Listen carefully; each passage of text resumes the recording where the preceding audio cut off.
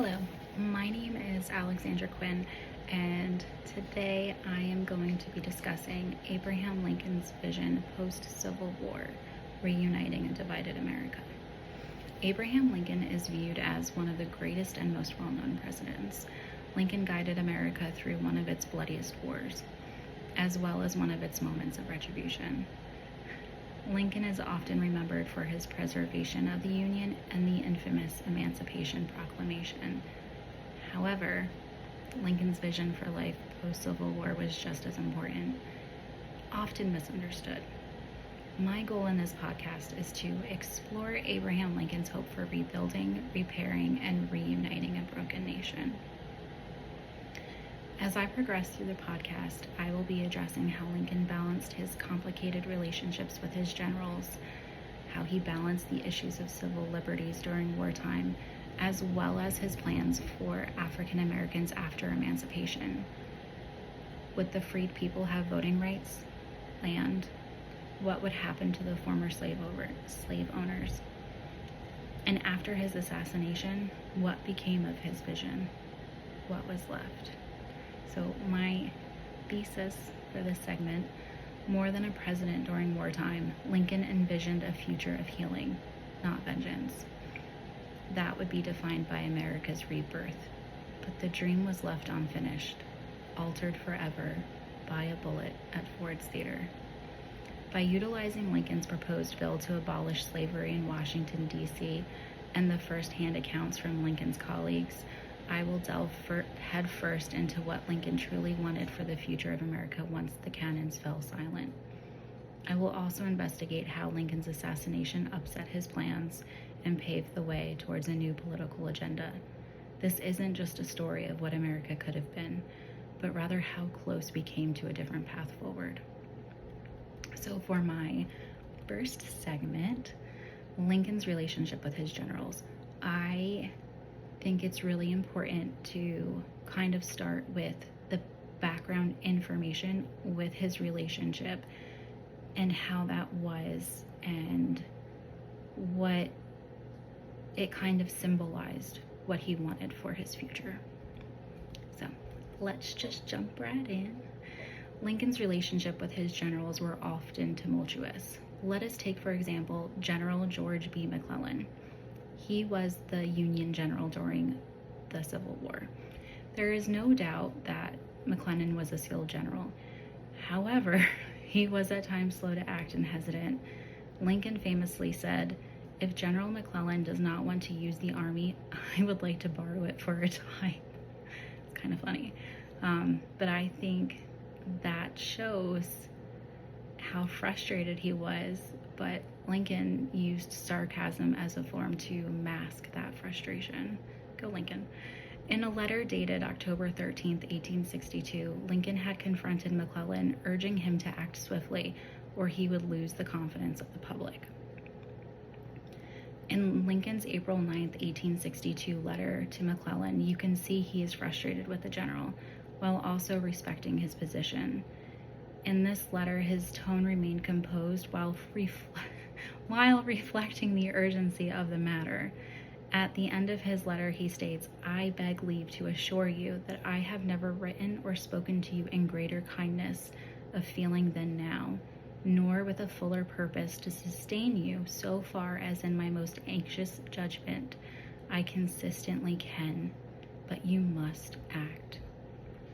In contrast to his letter to the general, his trust was in Ulysses S. Grant. Grant was another general in the Union during the Civil War, and Grant eventually becomes the general-in-chief of the Union. Lincoln and Grant had shared the same sense of urgency, along with strategy. According to Eric Foner, he is an American historian, and he wrote Reconstruction, America's Unfinished Revolution. Lincoln admired that Grant had the ability to make real progress, and it was under Grant's leadership that the tide of the war had finally begun to turn. These relationships that Lincoln had cultivated helped to shape the morale of the military, as well as the decisions. Lincoln had taken a more hands-on approach than presidents before him, and he balanced the command of an army and diplomacy while looking to preserve the Union, which I think is a pretty amazing thing and something you want in a leader. Lincoln's relationships with his military generals went beyond the militia. It reflected his strategy to restore the nation. But how, you ask? The frustrations Lincoln had with McClellan were in stark contrast to the faith Lincoln had in Grant. Grant was a decisive general who helped bring about the conclusion of the war. As a general, Grant was aggressive. His strategy was effective. Both Lincoln and Grant were aligned in their urgency to end the war and move forward. In Foner's book, it is noted that Lincoln had admired Grant and his ability to deliver real results when it seemed that the outcome of the Civil War was so uncertain. Lincoln had pushed his generals to be more decisive and deliberate in their actions, not just to conclude the war, but also as a way to end the onslaught of the bloodshed, wishing to create a pathway to rebuilding the nation and moving forward to healing. The next segment, I want to discuss civil liberties during wartime. As a previous attorney and a constitutionalist, Lincoln faced not only a legal dilemma but also a moral one. Should wartime suspend civil liberties? In 1861, Lincoln had to face this dilemma head on. He suspended habeas corpus. Dun dun dun. Lincoln's critics had accused him of tyranny. Paul Finkelman, who is an American historian, highlighted that though Lincoln was trying to preserve the Union, his actions caused significant backlash amongst the public. This in turn raised questions regarding the constitutional limits of executive power during a crisis in wartime. In 1864, Lincoln wrote a letter to Judge David Davis where he said, "Must I shoot a simple-minded soldier boy who deserts, while I must not touch a hair of a wily agitator who induces him to desert?" Through this letter and this quote, you can feel the moral unease that Lincoln had with regard to suspending habeas corpus and having to become stricter on dissent. It's clear Lincoln viewed this as a necessary evil, that temporary fixes were needed in order to preserve the ideals of the Union. The approach he made reveals the weight Lincoln felt against justice and survival, that the actions he chose came with an ethical cost. The balance of power and principles ties into the broader vision Lincoln had for America, that the nation could endure this war without losing its soul. Lincoln did not want to seek vengeance. His image of the future post-war was guided by forgiveness and the restoration of the Constitution. The measured use of his executive powers illustrates that he never wanted the wartime restrictions to become permanent, but rather they were part of a strategy he used to hold the Union together just long enough to rebuild it, with malice toward none, with charity for all. I like that quote. Lincoln's legacy will stand in contrast to what assuredly followed. Lincoln's assassination, which followed mere months later, would leave his moral vision unfinished. This opened the door to Reconstruction that was guided not by reconciliation, but by political retribution. In Lincoln's message to Congress on July 4th, 1861, Lincoln states, "The provision of the Constitution that the privilege of the writ of habeas corpus shall not be suspended unless when, in cases of rebellion or invasion, the public safety may require it." It is equivalent to a provision, is a provision, that such privilege may be suspended when, in cases of rebellion or invasion, the public safety does require it. It was decided that we have a case of rebellion and that the public safety does require the qualified suspension of the privilege of the writ of habeas corpus, which was authorized to be made. So this next segment, the early blueprint ending slavery in D.C.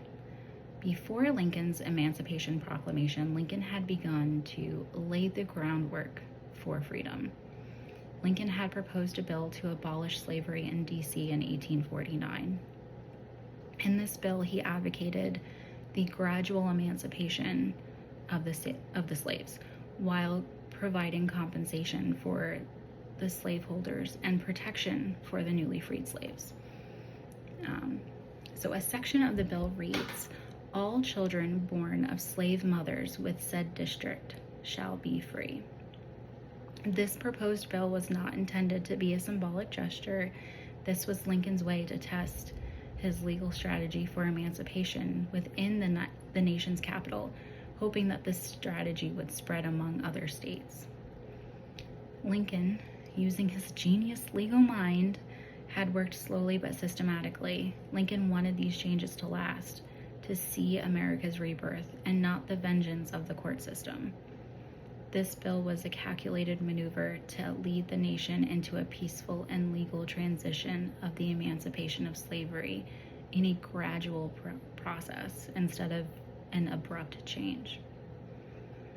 Within his proposed bill, Lincoln included compensation to the slave owners with protection to the newly freed slaves. Lincoln's goal in the bill was to provide stability to the people without revenge. His careful approach reflects his belief that America could be reborn through healing and punishment, and not punishment. That would be bad. Through this bill, Lincoln laid the foundation for a reunited nation where laws would help guide the nation to a moral transformation. So this next segment, post-war plans for emancipation and citizenship. Lincoln not only wanted to end slavery, but he wondered what would happen next. Would the freed people vote? Would they own land? Would there be legal protection? So Lincoln's 1849 D.C. bill included provisions for such things. One section of the bill states, "shall owe reasonable services as apprentices until they respectively arrive at the age when they shall be entirely free." This phrasing in this bill showcases that Lincoln had taken that gradualist approach. He desired for there to be integration and order, not chaos. Lincoln had favored a moderate federal approach while allowing the states to have autonomy within boundaries on implementing rights and policies, with the exception that the emancipation was to be respected. This delicacy with which Lincoln handled this balance, I think, truly reflects his background as an attorney, as well as being politically pragmatic during this time. It was a very tumultuous time, so you're walking a very thin line here, I think. Lincoln had supported the moderate Reconstruction and had offered amnesty and reintegration quickly for the southern states. However, Congress pushed back. They were demanding loyalty oaths and freedoms for protections through the Wade-Davis Bill of 1864. According to Charles McCarthy, he is another historian, and he wrote a book called Lincoln's Plan of Reconstruction. Lincoln had rejected the harsh terms of Congress. He had favored reconciliation over the punishment for the southern states. Lincoln's plans were cautious when it came to free people's rights to vote or own land. Lincoln did not strongly advocate land redistribution. This would later become a more radical idea, though. Lincoln's priority had been citizenship and legal freedom, while voting rights became an ongoing debate. To be in the room where it happened. Sorry. Reconstruction interrupted fallout of the assassination. So Robert E. Lee surrenders, famously, as we all know, and just 5 days later, Lincoln is assassinated at Ford's Theater. In that single moment, Lincoln's vision of a united, reconciled America just devastated. Lincoln's proclamation of amnesty and Reconstruction of 1863 offered the South an opportunity to return with minimal penalties if they accepted the emancipation. Vice President Andrew Johnson, after Lincoln's death, would ultimately abandon many of Lincoln's ideals. Though Johnson had initially followed the plan Lincoln had for amnesty, he hastily rejected many of the civil rights protections, and he allowed the southern states to enact what was called the Black Codes. Johnson essentially undermined the rights of the freedom that Lincoln had worked so hard for. You had one job. James Q. Howard, Lincoln's biographer in 1860, noted that despite the constant opposition, that Lincoln was determined. And on January 29, 1849, Howard met with Lincoln for an interview. In that interview with Lincoln, Howard recalls that Lincoln says, "Finding that I was abandoned by former backers and having little personal influence, I dropped the matter, knowing it was useless to prosecute the business at that time." Lincoln, again with his legal mind, he knew that he would not have the foresight to know. He knew that he had the foresight that he's never going to win everyone over. But that didn't stop him from fighting for the justice that he believed in. In contrast, Johnson had resisted the protection for freedom and had allowed the Southern elites to reclaim their power. At this point, the Reconstruction that Lincoln had believed in had turned penal and chaotic, far removed from the dream of unity that Lincoln died for. So, Lincoln's legacy and what might have been. Lincoln's second inaugural address, Lincoln said he would lead the country with malice toward none, with charity for all. These were not just words for Lincoln. This was his blueprint for a post-war America. Lincoln had envisioned this nation that would lift the formerly enslaved people and welcome back the former rebellious states. The unity there. Had Lincoln lived, would things have turned out differently? While it's impossible to say for certain, how fragile the reform was after his death suggests that Lincoln's leadership was essential to the success of the Reconstruction. Foner wrote that Reconstruction remained as America's unfinished revolution.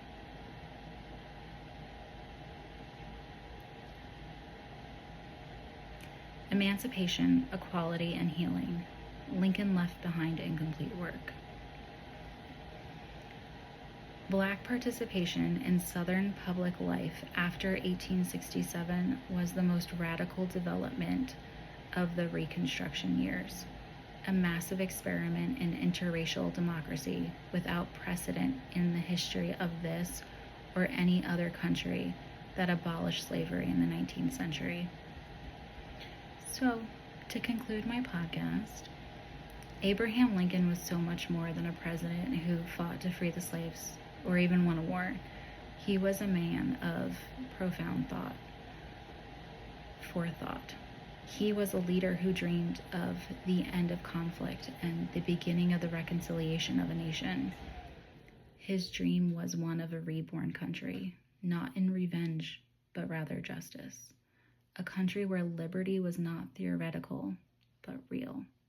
Where Black Americans would live freely, be protected by law, and participate fully as citizens.